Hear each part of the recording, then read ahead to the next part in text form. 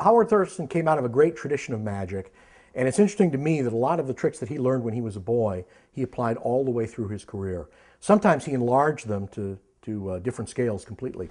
For example, a little trick that he learned when he was a boy, tearing a piece of paper up and restoring it to one piece again, was one of the last tricks that he put in his show in the 1930s. He did it with a sheet of newspaper on stage. Thurston also considered that it was always a good idea to instruct the audience a little bit about magic. He sold souvenir books that taught tricks. So with that thought in mind, I've put a few explanations in the book to tell you about the ingenious secrets behind this great magician. And I thought what I'd do is teach you a trick right now. Now this is very, very simple, of course. This is just a little bit of sleight of hand. Doesn't use the kind of apparatus that he used. And this is a trick that Thurston would have learned as a boy and then applied through his career. It uses a paper napkin, and you start by tearing the napkin up. Wait a second, that's tearing it down. Always be sure and tear the napkin up. That's a very important part of this trick. Never lie to the audience. That's the first rule of a good magician. After the pieces are torn up, you place them at your fingertips like this, and then you wiggle your hand over it like that. That's what does the magic. That's the magic move, you see. And then you can open up the paper, and it's all together again in one piece.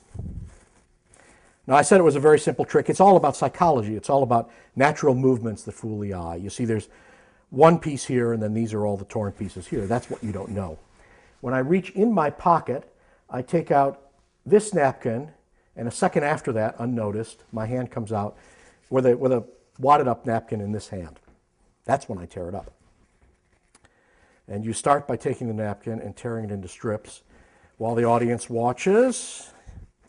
Well, that's tearing it down. Always tear the paper up. If you say you're going to tear it up, I'll explain why. That's a very important part of the trick. Once you have all of the pieces, you take them and you wad them up and you place them right at your fingertips here, and then you do this little move over it. Now that's the misdirection. That's what magicians call misdirection, because no one's ever watching closely at that moment. I'll show you what happens from the back. You see, what happens is, when you wheel your hands over this piece, you just switch it for the other one. No one notices that. Now you can open up this wadded up piece of paper and show everyone that it's all together again in one piece. It's a very, very simple trick.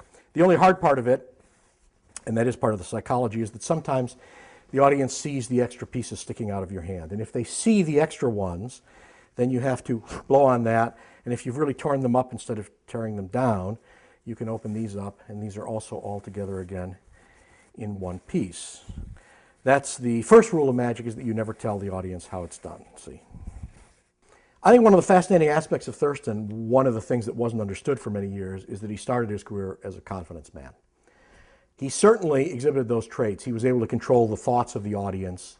He had a psychological effect on everyone that he worked with, and the audience often remarked on the kind of psychological presence that he had, the control he had over an audience. And I think that's directly attributable to his skills as a confidence man, even though he never admitted it. So I'd like to try a little something. I want to show you exactly how that sort of psychological skill works, even if you're not aware of it.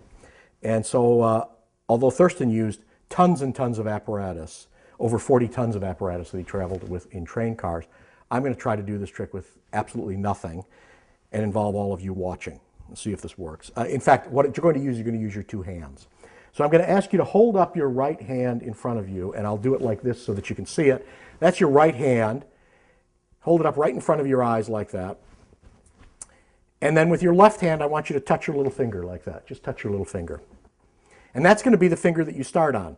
Now in a second, I'm going to ask you to make 5 moves.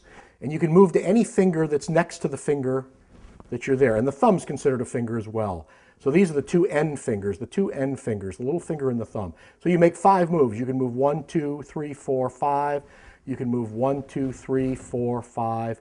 But just always make one move back or forth to the next finger.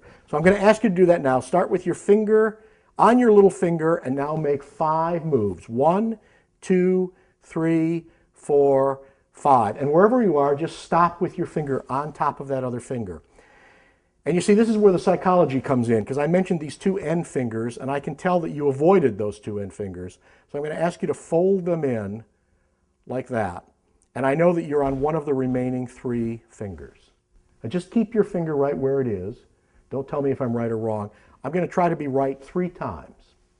Now I'd like you to move 3 more times. Wherever you are, make 3 moves to the next finger. 1, 2, 3, and stop. Hold your hand right there, and I can tell that you're not on this finger, so fold it back. That's the second time I'm right. And now the third time, the mark of a real con man, I'd like you to move one more time. Move to the finger next to the one you're on, hold it, and this is the third time I'll be right.